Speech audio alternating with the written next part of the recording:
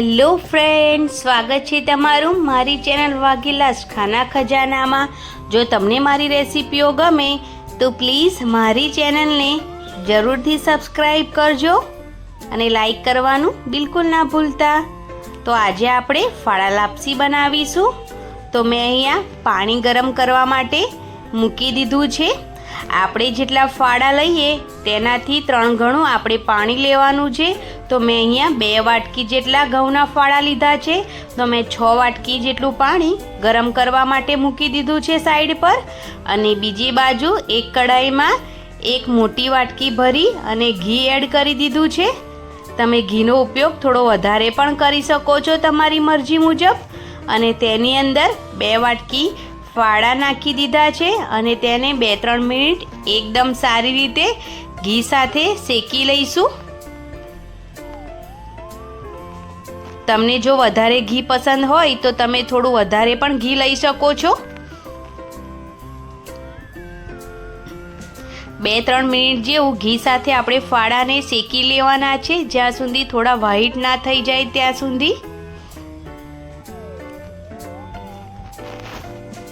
પાણી કેટલું નાખવું એ તમારા ફાડા પર ડિપેન્ડ કરે છે કે કેવા ફાડા છે।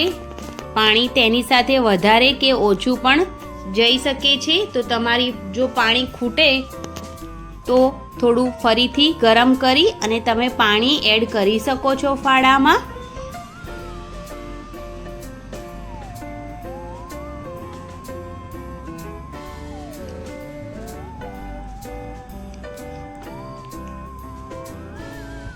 તો 2-3 મિનિટ જેવું આપણે એકદમ સરસ ફાડાને ઘી સાથે શેકી લીધા છે। અને હવે જે આપણે 6 વાટકી પાણી ગરમ કર્યું હતું તેને ફાડા સાથે મિક્સ કરી દઈશું।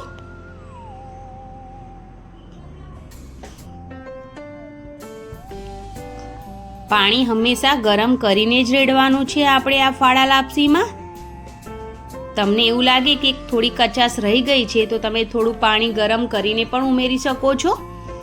હવે બધા મિશ્રણને એકદમ સરસ મિક્સ કરી લઈશું અને પછી થોડા મીડિયમ ગેસ પર આપણે તેને બફાવા દઈશું।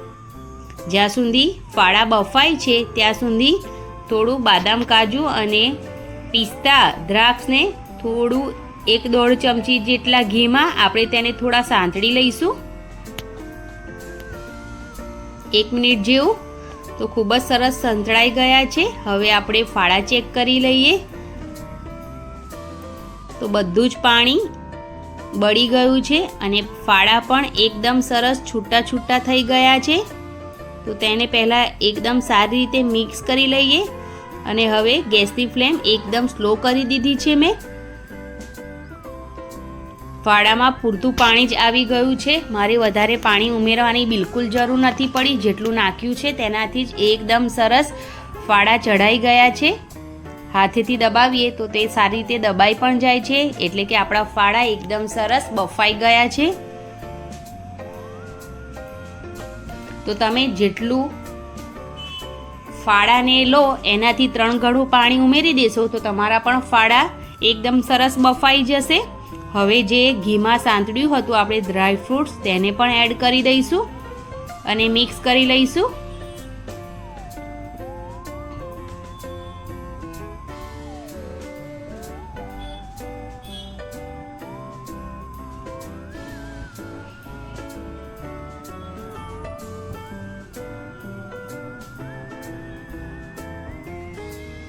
હવે મેં અહીંયા 1 વાટકી ભરીને ખાંડ નાખી છે। ખાંડ તમે તમારા સ્વાદ પ્રમાણે વધારે ઓછી કરી શકો છો અથવા તો તમે ગોળનો ઉપયોગ પણ કરી શકો છો।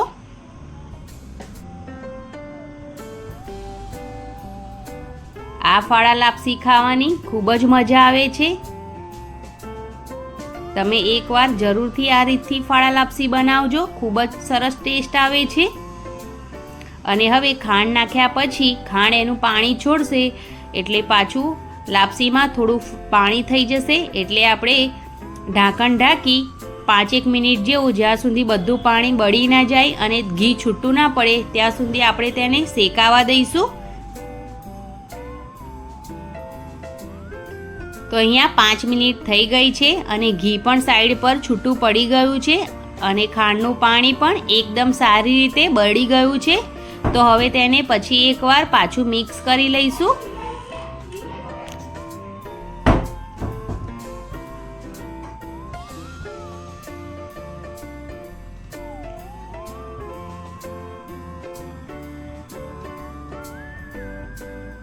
થોડો ઇલાયચી પાવડર નાખ્યો છે.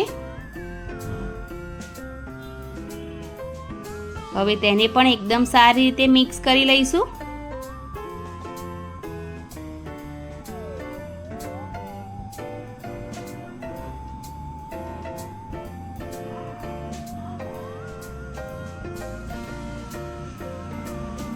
તો તમે જોઈ શકો છો તેમ એકદમ સરસ છૂટી દાણેદાર લાપસી બનીને રેડી થઈ છે. આપણે એકદમ પરફેક્ટ માપ સાથે લાપસી બનાવી છે અને હવે આપણી લાપસી રેડી થઈ ગઈ છે. તો તમે જોઈ શકો છો દેખાવે પણ ખૂબ જ સુંદર. તમે અહીંયા થોડું કેસર પણ નાખી શકો છો.